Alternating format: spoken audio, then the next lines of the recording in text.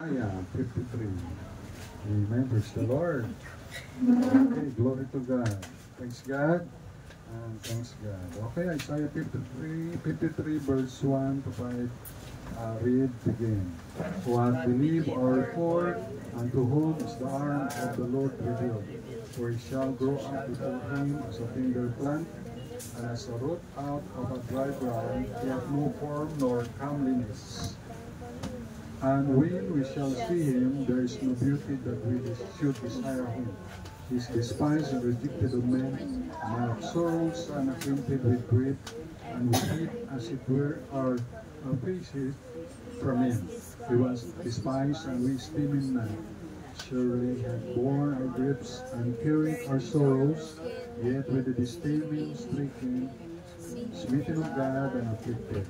But he was wounded for our transgressions, he was bruised for our iniquities. The chastisement of our peace was upon him, and with his stripes we are healed. Let us go to the Lord in prayer.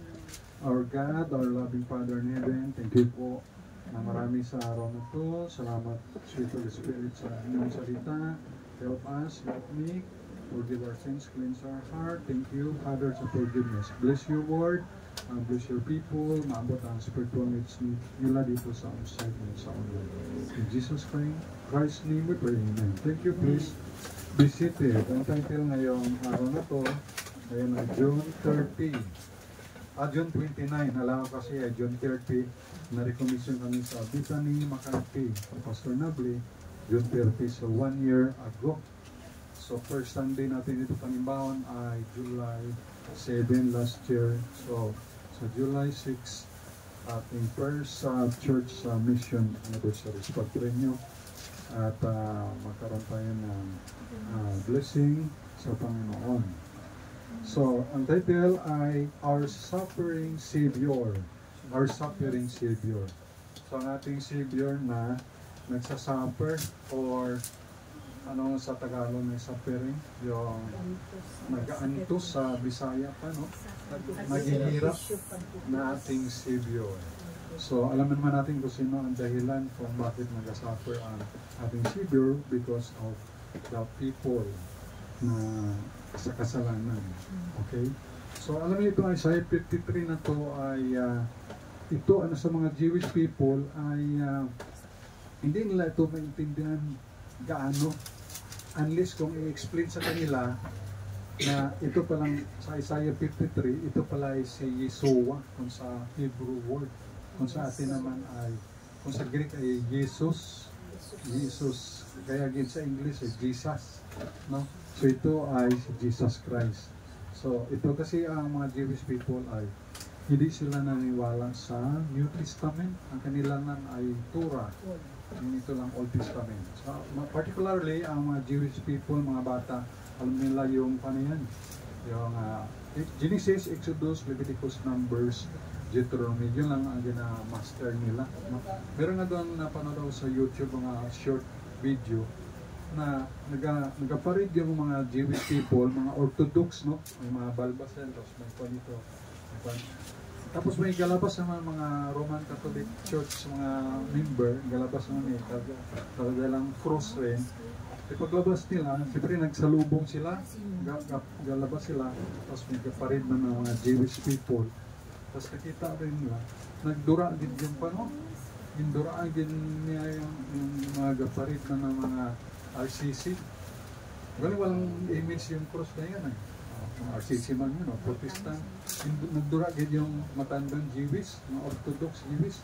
Tapos pati yung mga bata, nagdura man. Tapos abong nagdura. So isipin mo, no, yung mga Jewish, mahal yan ng Protestant, mahal yan ng RCC, mahal yan ng mga Baptist.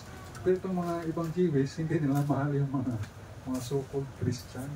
Kasi hindi pa sila masyado naniwala kay Jesus Christ na Messiah. Kasi ang akala ng Messiah nakasakay sa kabayo, iligtas sila sa pang-api ng mga Roman soldier. Kaya yan ang expect nila na Messiah. Na alam nila si Jesus, anak na carpentero, although foster father si Joseph, ka-carpenter. Kaya magaling rin si Lord Jesus, alam ko yan sa carpentry. Tulad ni Brad Edgar, yan ang si Lord Jesus.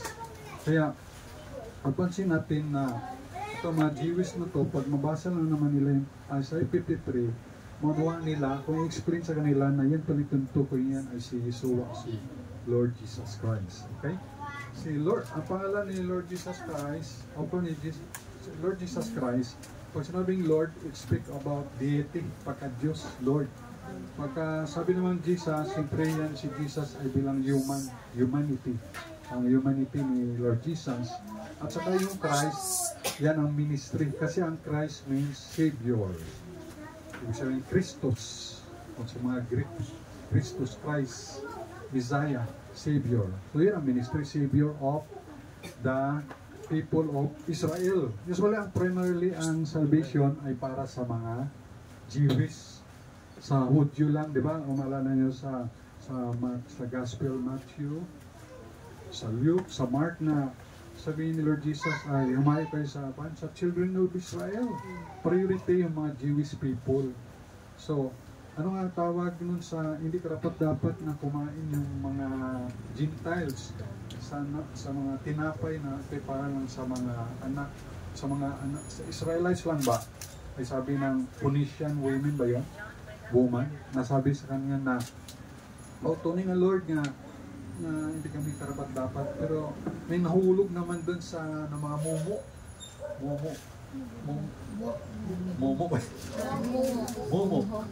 hindi momo na multo na may nahulog doon momo basta may nahulog yung mga pagkain at yun ay kinakain din naman ang mga Gentile people ng dogs. Imagine ang tawag sa mga hintil na yung mga aso, no? Hindi so literal na aso, baka sa ugali siguro.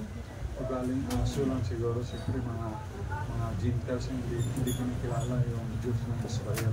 So nakita ni Lord Jesus doon yung pananampalataya ng itong Syro-Phoenician woman na yun, na kaligtasan lang ay para lang sa Jewish. Pero sabi nga ng Bible, He came unto His own and His own received Him not. So rejected si Jesus Christ. Sa verse 12, kalagay ng parasminya sa receive Jesus. Ay binigyan siya ng power to become the sons of God. So, pagamat blessed tayo, pagamat hindi natin si Lord Jesus nakita, no? Hindi naman tayo makakuha na, ano kaya ang tsura ni Lord Jesus? Yun ba nakagis na natin sa RCC na may balbas? Totoo may balbas. Jesus, custom nila yan eh. At mahaba ang buhok na sa RCC. So hindi tayo sure doon na yun si Jesus talaga. Kasi may contradict sa Bible, nakakaya sa lalaki ang may mahabang buhok. Paano naman kay Samson, mahabang buhok niya?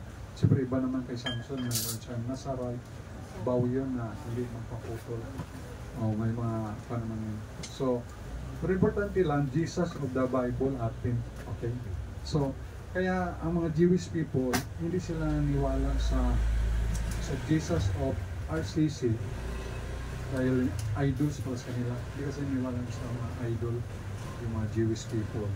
Kaya galit na galit yan sila sa RCC at sa Christian, yung mga Jewish. Dahil si Hitler, nagipaglamano sa Pope, yung nakaraang mga Pope ba, kung silang mga Pope na nakaraang mga sa time ni Hitler. At si Hitler kasi pinapatay niya yung mga 3 million, tama ako? 3 million Jewish people. Ibig sabihin, ang 3 million na yan ay parang ilang million ang Panay Island. Baka 3 million man siguro, no? Marikaron. So, pinapapatay lahat ng mga Jews. So, galit na galit yung mga Jewish people sa mga so-called Christian. At siyempre, kasamang RCC dahil pinapapatay yung kanilang mga kababayan. Okay? So, dapat kung magpunta ka sa Israel, sabihin mo lang, ikaw ay Pilipino. Pag sinabing Christian ka, iba ang kanilang perception pag sinabing mo Christian ka. Kala nila ay ikaw ay RCC o yung kasabwat, yung kasamahan ni Hitler nagpapatay. Pero alam nyo, may mga Jewish people rin naman na saved. Sino yung mga Jewish people na saved? Katulad ni Apostle Peter, James, John, Bartholomew, Matthew, Andrew, mga 11 apostles na yun. Okay? Mga Jewish yun. Kasi si Mary, Jewish rin, Martha. Okay? Pero hindi naman karamihan. So, of course, So yan pa ang reason na yung mga Jewish ngayon ay still na naaway pa rin sila ng mga Arab or Muslim people. Tinanong ko ngayon yung tinanong ko ng isang Muslim ang Diyos ba kako ng Hebrew o ng mga Jewish at ang Diyos nyo ay pareho? Hindi siya makasagot. Kasi pag sumagot siya na, pag sinabi niya, oo, di ba't kayo nag-aaway kung pareho naman ang Diyos nyo? So meaning to say, iba ang Diyos ng Muslim, iba ang Diyos ng Jewish people. Siyempre, ang Diyos ng Jewish people ay si Yahweh. Kumbaga, another word ay Jehovah. So, and they only believe in one God. So we believe also in one God. Pero sa kanila, ang Diyos lang nila ay yung God the Father. Nung sinabi ni Lord Jesus na nang ako ang Son of God, ay equivalent na rin yun sa God the Father. Kaya nga naalala nyo si Lord Jesus ay mayroong mga Jewish people doon na gusto siyang batuhin. Kasi in-claim ni Lord Jesus, siya yung Son of God. Na kung na-claim mo na Son of God ka, ikaw ay kalibil mo yung God the Father. Okay? So, yun ang isa sa mga dahilan bakit ayaw pa nila matanggap si Jesus Christ na God. Okay, pero ibang mga Jews naman ay tanggap nila. Kaya nga, sabi ni Thomas ay Panginoon ko at Diyos ko. Okay? So, our suffering Savior. Okay? Suffering. Kaya, naalala ko tuloy yung di ba kung mayroon ng liligaw sa iyo na lalaki, mayroon kayong tawag na engagement ring. Di ba? Pagkatapos yun ba yun, wedding ring. Ang sunod yun ba yun, suffering. Pag wala pambiling gatas at diaper at pang check up, sa mga nagamasakit, ring. So, nani dapat ay may trabaho gid. Okay? So dapat ang lalaki at babae may trabaho gid para hindi magsalit kay nanay, kay tatay, kay lola. Okay? Ang dapat basahin mo muna yung Genesis to Revelation. Kaya ang advice ko kay Hana, kay JJ, gusto nyo magpakasal in the future, basahin nyo na ako yung Book of Genesis, yung Revelation 3 chapter at 10. Kaya hindi ka pa pwede ikasal hanggat hindi mo pa nabasa yung Biblia. Nani dapat si JC, si Mia, si Pau Pau, si Jomar. Pisahin nyo na basahin yung Bible. Kasi paano nyo ma-advisean yung anak nyo kung hindi nyo alam yung Word of God. Kaya dapat alam niyo yung Word of God. Buti na lang. Si brother dyan, nakalusot na nakasal na kagad. Sabi ko doon kay mama sa teacher, ano bing saway, nakasal na, tinanong ko nabasa mo Bible, ay wapat ako mo, ay nakalibre mo. Kumbaga nakuha na kagad, nakasal na, pero wapat agad na nakabasa it, buong Bible. Okay? So, by God's grace, nabasa ko naman yung King James, na 2 times na. Genesis Revelation, 1 time yung Tagalog, pang 4th time na ngayon sa cellphone ko. Galing ay malapit na mag 2 years, pero 89% na sa cellphone. Nakabasa ko mga 2 years bago maubos ko na. So basta yung Bible dahil importante yan, di ba? Ano sabi ni Lord Jesus? Man shall not live by bread alone. So hindi lamang nabubuhay sa tinapay, kundi sa bawat salita ng Diyos na namutawi sa bibig ng Diyos. So hindi lamang tayo nabubuhay sa physical food, kundi pero naman ay nabubuhay sa spiritual food. Bakit yung tao, kahit hindi mo sunduin, pupunta sa palengke? Kasi kailangan niya ng physical food sa palengke. Ba't tayo pupunta sa mall? Sa City Mall, sa Tamol Mall o sa Gaisano? Ay kailangan kasi na mga physical na pangailangan. Ganoon din naman sa church. Pupunta tayo sa mission church mission, para sa ating mga spiritual needs. Kaya dito sa Isaiah 53, who would believe our report? Sabi doon, sino ang maniwala sa aming balita? Unto whom is the arm of the Lord revealed. So si Prophet Isaiah asking a question, what believe our report? Sino maniwala sa balita? Sa mga Jewish first ay Jewish first, then the Gentiles. Today ay marami ng mga tinatawag na AI. Alam niyo yung AI? Din siya lang sa pangsan. Ang AI ay Artificial Intelligence. Kaya minsan makita mo no, akala mo siya talaga nagsasalita, yung pala ay AI na. Okay? So, marami na ngayon yung mga scammer. Is sa mukhang totoo, personality niya sa iya, yun pala ay fake. Every report ay wag agad tayo maniwala. Kailangan busitiin, alamin maigi. Scrutinize. Sa verse 2, speak about the Lord. Ito ay tungkol kay Lord Jesus. Sa verse number 2, for he shall grow up before him as a tender plant. Lord Jesus Christ ito, for he shall grow up. Alam niyo si Jesus as human, sa Luke 2:52, and Jesus increased in wisdom and stature. So si Jesus ay lumakas siya sa pangangatawan, kaya health is wealth, and in stature and favor with God and man. Sa verse 3, dito pa rin sa verse 2, and as a root out of a dry ground, he hath no form nor comeliness. Wala siyang kaporma-porma nor comeliness, and when we shall see him, there is no beauty that we should desire of him. No form nor comeliness, at walang beauty na sa kanya. Bakit walang beauty kay Lord Jesus? Walang beauty dahil siya ay na-tortured. Tortured siya masyado.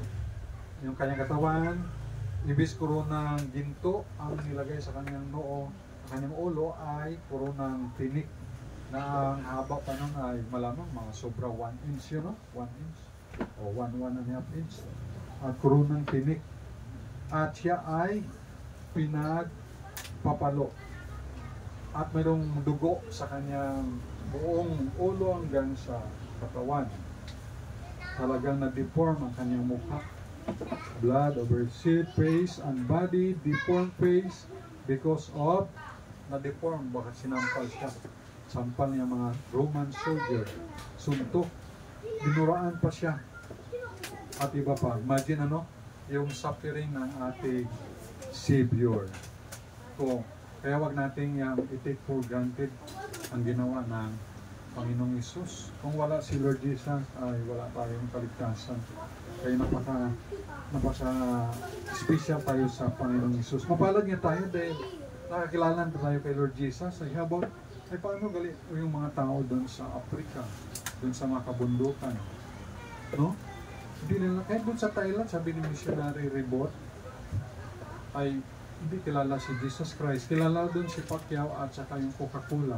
Pero si Jesus Christ, hindi pa kilala. Kaya, kapastor siya sa Masbate, iniwan niya lang yung pagkapastor at nag-mission na lang siya sa Thailand. Dahil nakapon siya everywhere makakita siya ng mga yung temple ba yan? Yung sa mga Buddhist temple. Kaya nakon si Pastor Peter, si Riboto na nakonvict pa siya na sa Philippines, sabi, halos nasira naman niya ng pamilya. First na-baptize ng tatay.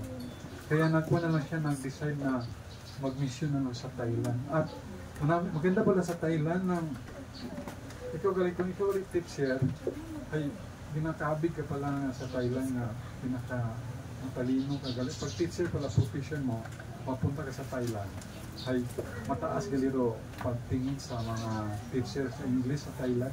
Kaya mag-aaral kayo ng major in English at pwede kayo mag-apply doon na teacher na missionary pa. Grabe man ito prostitution po sa Thailand. Ay turo ka pa nagpapalit sexual nga nagpapalit. Hindi ba mag-aki ka, palitan mo bayi. Bayi ka, palitan mo yaki. Ayaw mo, ano pa ito? Transgender. So, ito man sa Thailand doon. So, sa prostitution, number 1, Thailand, at siyempre Buddhist and that.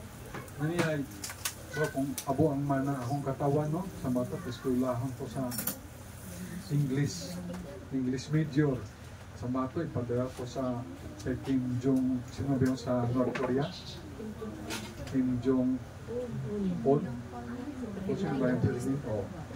Siyempre, kauwi ito ng mga tao kay ginugutom ito ng mga tao kay ang daming kwarta, ginimuga, gilat mga armas o ginigidawag sa mga nuclear, mga ballistic missile nga ron, mga Scud missile, mga ano pa mga missile, supersonic missile.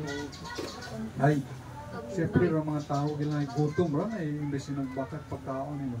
Dapat na siya nag-manufacture lang sa dahil mga weapon, mga armas pang disaster pa. Suro yun, no? So, ibig sabihin, palagahan nyo yung mga sarili. Okay? Palagahan nyo. Huwag yung sayangin dahil ang buhay natin ay mahalaga sa Panginoon. Na ating suffering Savior ay lahat ng kutya ay kanyang nagwanta ba? Tinanggap niya lang lahat ng pangungutya para na tayo mabigyan ng kaligtasan. So, pasalamat tayo na hindi tayo yung mga tao na nasa Thailand o nasa doon sa Africa. Sa Africa, nala yung kwento na mayroong nanay doon, 2 anak, mataba at saka payat. At pumunta siya sa ilog, at nag-offering siya sa kanyang Diyos. At nag-offering siya sa kanyang Diyos na buhaya, the best. At ang mataba na bata, yun ang inyagi sa ilog through to the river, to her God, crocodile. So, the mother gave her best offering, the chubby child. Yeah? Kanyang child, na healthy child. Pero yung payatot, yung maniwang payat, ay yun ang kanya para sa kanya. So imagine, no? Ang Diyos nila ay crocodile. Yung iba naman, ang Diyos doon ay baka sa India. Oh. Doon sa Thailand, ang Diyos nila ay emperor at elepante. Doon sa Japan, ang Diyos nila ay araw, sun god at emperor. Pasalamat tayo, ang Diyos natin ay si Lord Jesus Christ. Oh.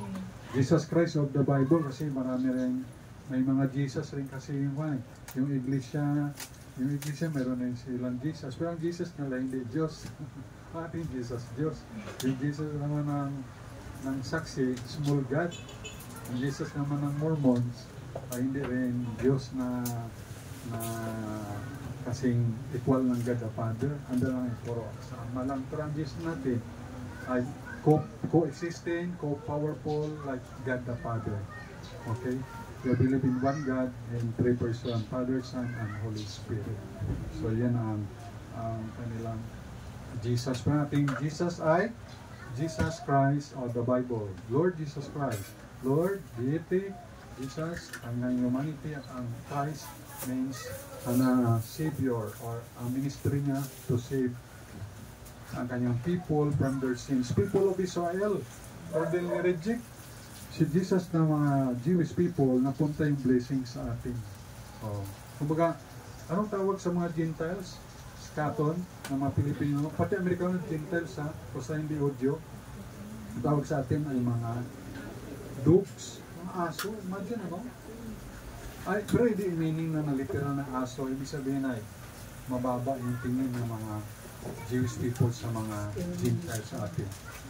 O katulad kay Goliath, Philistine, yun ay kwan rin, mga unsaved. Si Goliath niya ay 9'6". Hindi yung uncircumcised yun, hindi yung tuli. Eh kung tinuli pa pala si Goliath, di ba si 10-footer pa yun? JJ nga eh, pagkatuli kay JJ. Ay, nang malapit niya ako taasan, ang tingin ko sa sarili ko ay medyo putok na ako. Pero yan naman ay, ang symbol doon ay covenant with God sa mga kay Abraham, kay Isaac, kay Jacob, sa mga Israelites. Okay? Saan na, buti na lang, yung babae ako at hindi ako natuloy. Pasalamat tayo na merong tayong suffering Savior na nag-suffer para na sa atin. Yung mga Kristiyano ngayon masakit ang mata, di ako magsimba. Paano din masakit ay? Kasi nilpon, no? Alauna pa. Aga-aga, alas 2. Ay, ano pa? Sakit akong ngipon, magsimba. Ay, nasipon ako. Ay, ginaubo ko. Ay, dito magsimba. Mga dahilan, mababang dahilan. Pero alam niyo yung mga Christian na kataon ng panahon na, oh, imong sikwa yun, deny Jesus Christ. Kung hindi mo i-deny si Jesus, papatayin ikaw. Diba? Tawa kung sa atong time, no? Mayroon ng ita o sa tayo baril.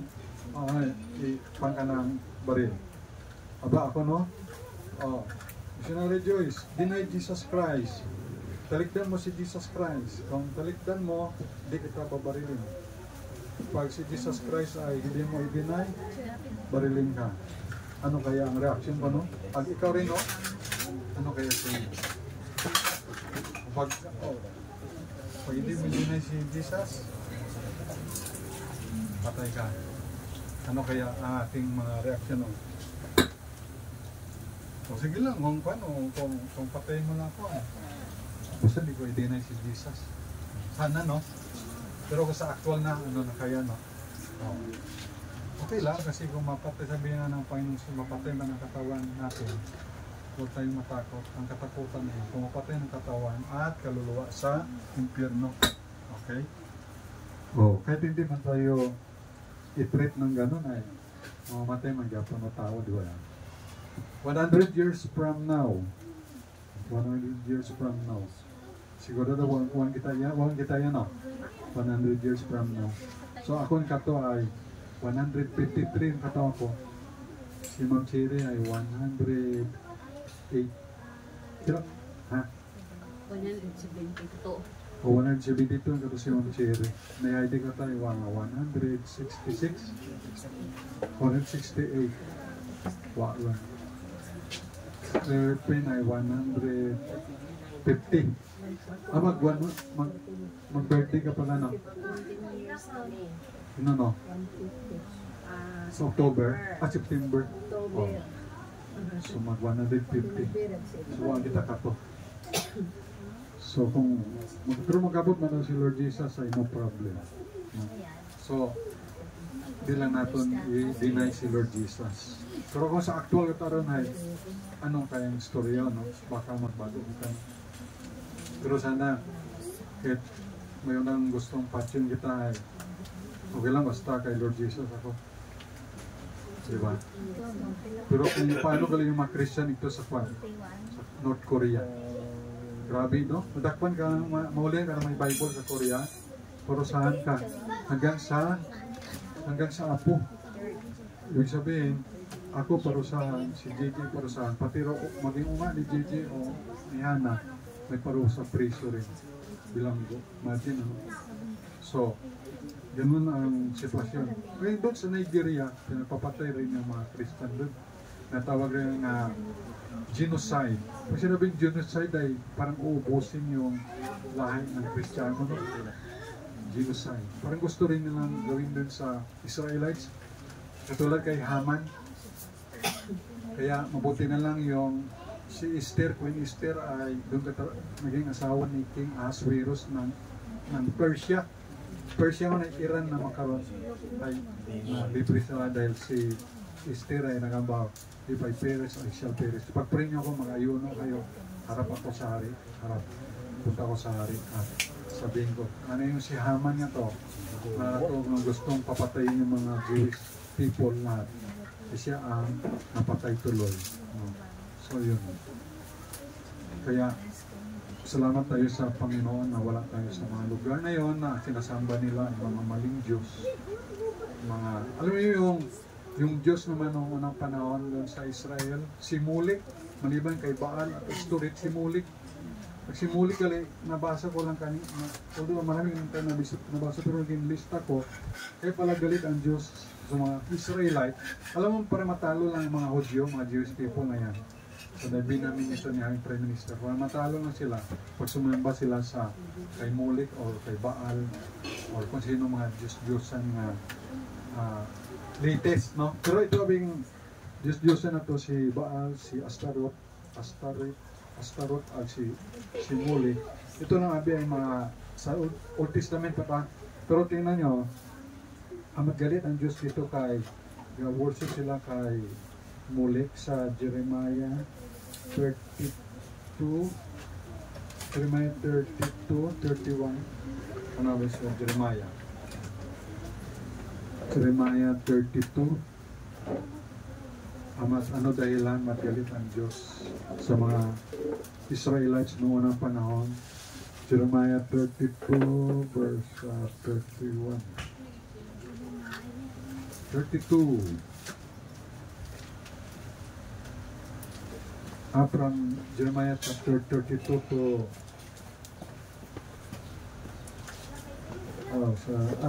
22, sorry. 22:9. Jeremiah 22 verse 9. Then they shall answer, because they have forsaken the covenant of the Lord their God and worship other gods and serve them. Yon. Nag-worship sila sa ibang Diyos at ang Diyos ang kanilang pinaglingkuran. At meron pang verse dyan na gina-offer nanda ro andang unga. Gina-offer nanda ro andang unga. Ginasunog. Ginasunog nanda ro andang daughters and sons. Una meron sa mga sunod ng mga verses. Ito lang ako dito. Basta rin na nagalit ang Diyos dahil andang mga daughters and sons ay ang ginasunog kay Molech, gina-offering. May mga kumanga nagalit ang Panginoon sa ganong mga practices. Okay? Kaya balik tayo dito sa verse number sa Isaiah 53. Sana tayo sa verse number 2. There is no beauty that we should desire Him. Walang beauty sa Panginoon na makita. Siyempre, na-tortured na siya. Kaya walang ka-beauty na mayroon na tawag doon na human rights violation, over torture, bias trial, injustice, inhuman. Na-deprive si Jesus ng justice that time. Walang due process. Many witness that si Lord Jesus ay sinabihan siya na I find no fault in Him. Walang pagkakamali sa Panginoong Hesus. Mayroon nagsabi rin yung soldier na leader, truly this man is a righteous son of God. At sabi naman ni Peter, neither was guile or daya found in his mouth. 1 Peter 2:22. At sa verse 3, Jesus was despised, hinamak, rejected of man. Are you rejected? Na-reject ka na ba? Naranasan mo na ba ang ma-reject? Or ikaw ang nagpang-reject? No? Ikaw naman yung nagaligaw naman na busted, no? Hindi, pag na-busted ka, hindi naman sabihin na busted ka. Hindi lang kalooban kung sa Christian. Hindi lang kalooban ng Lord yan. Na-reject. A man of sorrows, kapanglawan, sorrows. Na-despise, hinamak siya. We esteem Him not, hindi natin pinahalagahan. Hindi siya pinahalagahan that time. Sa verse 3, He is despised, hinamak. Kaya pa ito ay hamakin ay huwag ka lang manlumo, no? Nakaranas na ba yun na despise kayo? Ako naranasan ko Sinabihan ako na wala kang kwinta. Hindi ka dito maasahan. Na-despise rin ako. Wala kang pulos. Sinabihan ako niya, no? Wala akong kwenta. So, pero Christian ako that time. Pero hindi lang ako nagpanang galit sa puso ko. Ang isip ko pa rin na matulungan siya. Bigyan ko pa rin siya ng gospel tracts. Rejected of men, na-reject ka na ba? Nung naligaw ako, ni-reject ako. Pero sabi niya kasi ay pupunta pa daw siya sa Mongolia. Yung isa naman ay tutulong pa siya sa kapatid niya. Yung isa naman ay magmi-mission pa. Pero blessing yun kay Ma'am Analing. Buti na lang, no? Ni-reject tayo. At least ay napunta ako kay Ma'am Analing. Blessing yun.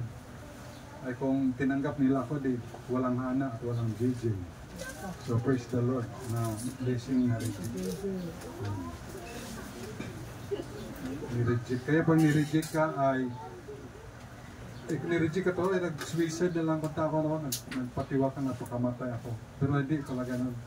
Huwag mong gawin yan, JC, Lars, JJ.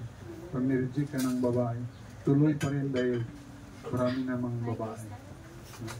Sa Bible na, Krista, huwag yung gawin yan. Huwag yung gawin doon, ay meron doon graduating sa nursing, babae. Balitaan niya kayang boyfriend ay may naniligaw na ibang babae. Wala na yung tatay, nanay niya. Sa bahay mag-isa na suicide. So huwag yung gagawin yan, ha? Mali yan. Ang buhay natin ay mahalaga. Mahalaga natin bigayan ng Panginoon. So kung nireject ka, okay lang. Total, ang Panginoon yan, nireject eh. I-reject.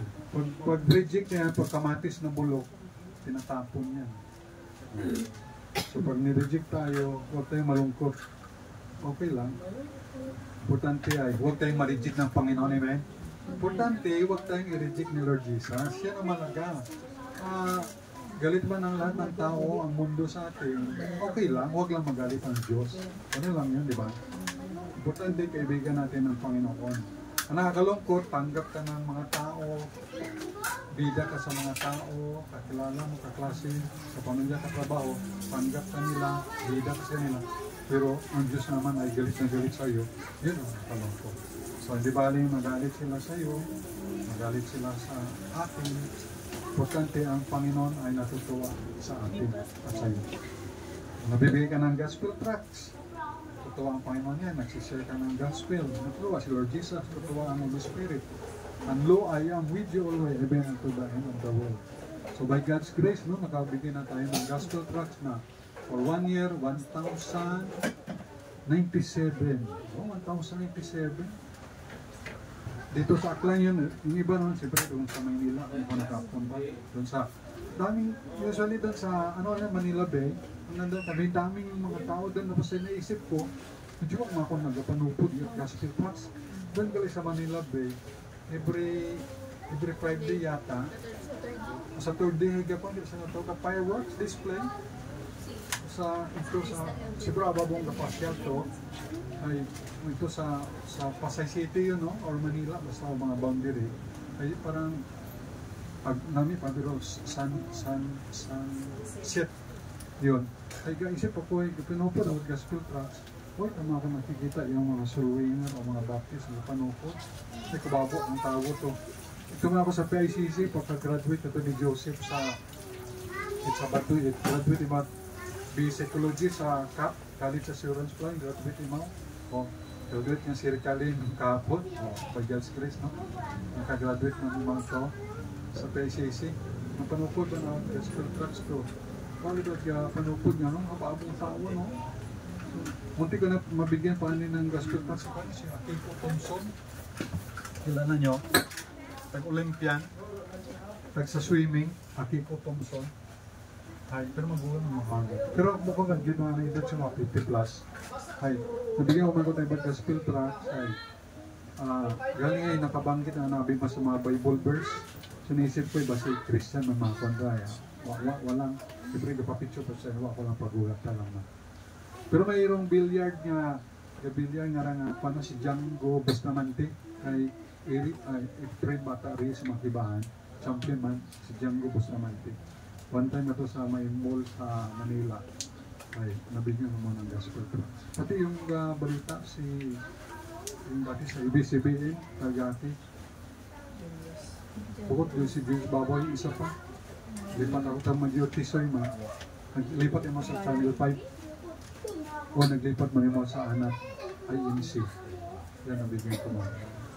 Pati si Matutina, pag-artista. First casting ko. Artista. Sa Janan Marcia, nabigyan ko man ng gospel ko. Nasuluhin ko man. So, yun importante. So, matuwa yan ang Panginoon sa atin. Pag ganyan natin ginagawa. Man of sorrows, kapanglawan, despise, sinama, wisdom na hindi natin pinaragahan. At sa verse number 4, surely hath borne our griefs. Yan. Dinadala niya yung ating mga kapigatian, and carried our sorrows, yet we did esteem him stricken, smitten of God. Yan. Anong smitten? Smitten of God. Sinaktan ng Diyos. Oh, bakit sinaktan ng Diyos si Jesus Christ? Sinaktan siya because of, siyempre, masakit na pa ako sa cross because of our sins. Sins ng mga tao that time. Siya ay sinaktan ng Diyos, unafflicted. Siya ay dinalamhati. But he was wounded for our transgression. Siya ay nasugatan dahil sa ating mga pagsalansang. He was bruised. Siya ay nasugatan dahil sa ating mga kasalanan, iniquities. The chastisement niyang kagupit para sa ating kapayapaan. The chastisement of our peace was upon him. At sa kanyang mga stripes o latigo. Mga kan sa latigo, panubat niyan. Sa latigo na hagupit ng latigo, stripes, we are healed. Tayo gumaling. Yan ang ating suffering Savior. So, pag dumating na si Lord Jesus, ay makita natin yung kanyang kwan, yung kanyang mga kamay. Saan ba? Dito ba? Dito ba o dito? Kasi kung dito ang pulso, di ba? So hindi ba siguro dito pwede? Ay dito may pulso dito, di ba? So dito, so makita natin si Lord Jesus, ang kanyang mga kamay ay may butas. Sa kanyang tagiliran ay tinusok rin. So sabihin, pag makarating tayo sa langit, hanapin natin muna si Lord Jesus. At ang palatandaan ay siyempre sa kanyang mga kamay ay butas. Wala na dong AI. Walang fake doon. Kaya tunay doon. Kaya salamat tayo sa Panginoon. Our suffering Savior. Ikaw, ano ang suffering mo ngayon? Suffering mo sa sarili mo, sa katawan, sakit katawan mo, sa sakit. Usually, pagdating sa mga sakit, ano kung sinong pwedeng magpagaling maliban sa Panginoon? Sarili mo. At the end of the day, sabi pa ni Pastor Vic Javier, sa mga advice ng mga doktor, ikaw pa rin pala ang makakatulong.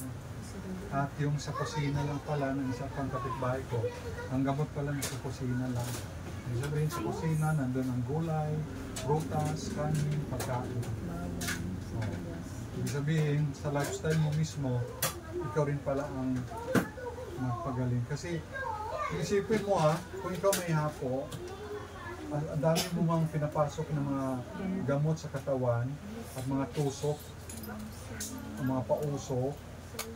So, nagkalamugaw na ito sa imong internal organs.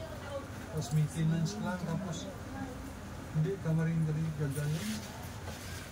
Gagastos ka pa, kasakit, mahamata rin pala. So, ibig sabihin, ang mga gamot niya, galing man yan sa mga gulay, mga dahon-dahon. Kaya, maganda pa rin na healthy lifestyle pa rin. Sapat na oras na tulog, inom ng maraming tubig. Huwag yung kala mo niste, wala, may niste na po sa'yo. Kung siya yung may dahon-dahon, kala mo herbal. Pastor Niste nalala ko, ay mahilig siya sa mga dahon-dahon. Mahilig siya mag-juice, mag-niste. Ay, pagpasikap na anong sakit ko, UTI. Yung gali ng mga advertise o mga dahon-dahon na kung maaari malaro. Mas maganda pa rin mag-bang ka ng juice, orange juice, mag-timpla, or calamansi juice. At saka siyempre yung mga soft drinks ay mukhang manggigit, healthy. Pero, kung naman, kung lalong malamig yung soft drinks, Sprite, Royal, or Coke, or Pepsi, tapos ay, ayaw mo, no? Pero kung una-una na, inom ang yapon kita. No? Grabe, no? Na hindi mo ma-resist temptation ng mga ganyan. Pero kung disiplinado kang matingay, na hindi ako. Pero kung may ano man, hindi mo nag-convenio, yun ka, nakoy ka magyapon eh. Ganyan ka magyapon, no? So dapat na talaga ay learn to say no. Pag galing talaga yung fix at ay mo, ito na pa kayo mo ganyan, hindi. Ayan. Pero katuro ng panahon royal ay gamot din man nasa may sakit kita, no? Ay, bakang ka Skyflex at royal ay inom mo na obserban mo na galing na tuod bayag nga ni si Cristo dito tuod mat ano kasi kato mat aron nga brand, no? Ay iba makanabing brand yun. Yeah. So royal. So anong suffering mo sa katawan? Sakit. So ang kuha ng sakit ay makagabot yan ay ikaw rin. Kasi sa doktor ay balik-balik sa doktor may sakit naman gyapon, maintenance, no? Pero na ang gusto ko sa doktor yung apelyido itag sa akil ko dati nga ang apelyido si maning doktor yung niyadi apelyido Bisana ba doktor? Iban pa ano ba ang apelyido doon? Naba na magpasikap ko kay mo ha sa pamangkin ko perikalin yata ang GRI. Gusto ko di ka na magbalik yan. Ibig sabihin, gusto yung magmayad ka kayo. Listahan niya, may mayad ang matuloy. So marami, pero makarong doktor, no? May nga nabing doktor na balik-balik ka na, tapos pick up, 500, oh, tapos wak man galit ka mayad. Ay suma, may bayaran, mga bisandaran nga car loan, house loan, house rentay, nanda na clinic. Ang kailan na dot kwarta. So rin karon. So, ito mo ay, ako gabayat pilot man. Siguro mga 3 years ito siguro kay ko, ako pambayar. Pag siya pa ay ginakurap man ng dagalit sa mga big boss. Minsan nandang mga bonus, $500,000, $1 million, nasweldo, $500,000, ginakurap na. Tapos, pero benepisyo malanay ng may bayaran ka man pag-boss mo, may bayaran ka pa, may parwa ka bayad man, may indigent, zero balance, pero ito nga nagabayad, may bayad ka man yapang apil. So rin ang mga hindi maganda pa mention sa mga ganang pagkakaroon. So ano ba ang suffering mo sa katawan, sakit, or suffering mo, financial? So, pray ka lang na makatrabaho para may pera.